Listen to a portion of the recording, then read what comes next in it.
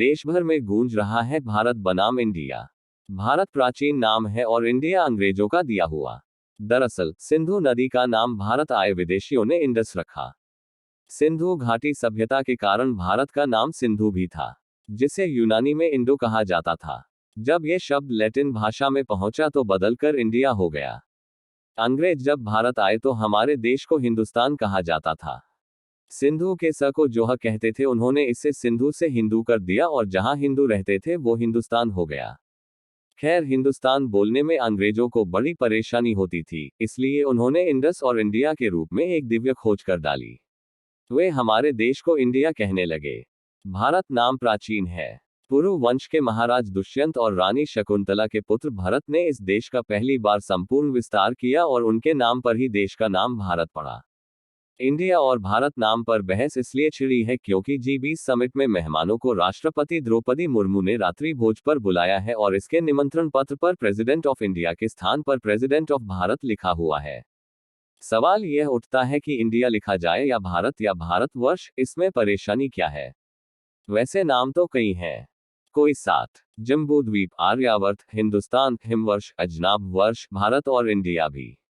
जब देश आजाद हुआ और संविधान सभा में जब देश का नाम तय करने की बारी आई तब भी ऐसी ही तीखी बहस हुई थी जैसी आज छिड़ी है।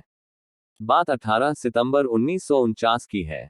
संविधान सभा के अध्यक्ष बाबू राजेंद्र प्रसाद और प्रारूप समिति ड्राफ्ट कमेटी के अध्यक्ष डॉक्टर भीमराव अंबेडकर की उपस्थिति में सभा के सदस्य हरि विष्णु कामत ने बहस शुरू की और देश का नाम भारत या भारतवर्ष रखने का प्रस्ताव आगे बढ़ाया। डॉक्टर अंबेडकर बीच में बोले। इस पर कामत भड़क गए। इस बीच शंकरराव देव के मुंशी और गोपाल स्वामी अयंगार ने भी बोलने की कोशिश की, लेकिन कामत ने सभी को चुप करा दिया। सदन के अध्यक्ष ने व्यवस्था दी कि यह सिर्फ भाषा के बदलाव का मामला है, आसानी से सुलझाना चाहिए। तर्क वितर्क शुरू हुए। अंबेडकर चाहते थे इस पर जल्द निर्णय लिया जाए, लेकिन बहस लंबी चली। बहस में सेठ गोविंद दास, कमलापति त्रिपाठी, श्रीराम सहाय और हर गोविंद पंत ने भी हिस्सा लिया। सेठ गोविंद दास ने ऐतिहासिक संदर्भों का हवाला देते हुए देश का नाम भारत या भारतवर्ष रखने पर जोर दिया। कमलापति त्रिपाठी ने बीच का रास्ता निकाला और कहा, फिलहाल देश का नाम इंडिया अर्थात Bharat, India that is Bharat है। ऐतिहासिकता को देखते हुए इसे बदलकर भारत अर्थात इंडिया कर देना चाहिए। दक्षिण भारत और गैर हिंदी भाषी सदस्यों ने इस पर कड़ी आपत्ति जताई।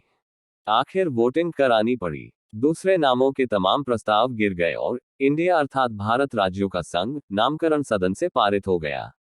देश के इसी नाम का संविधान के अनुच्छेद 1 में उल्लेख है।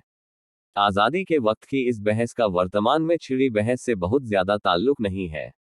लगता है अभी तो ये बहस इसलिए छिड़ी हुई है क्योंकि विपक्षी दलों ने अपने नए गठबंधन का नाम इंडिया रख लिया है। आजादी के वक्त की बहस बोलने की सुविधा और भाषा की मर्यादा पर ज्यादा टिकी थी, जबकि अभी जो बहस हो रही है वह राजनीतिक ज्यादा है। पिछले दिनों संघ प्रमुख मोहन भागवत ने भी देश का नाम इंडिया की बजाय भारत रखने का सुझाव दिया था। अगर हम प्राचीन नाम पर ही जाना चाहते हैं तो जाएं, यह अच्छी बात है। इसमें किसी को कोई आपत्ति नहीं हो सकती।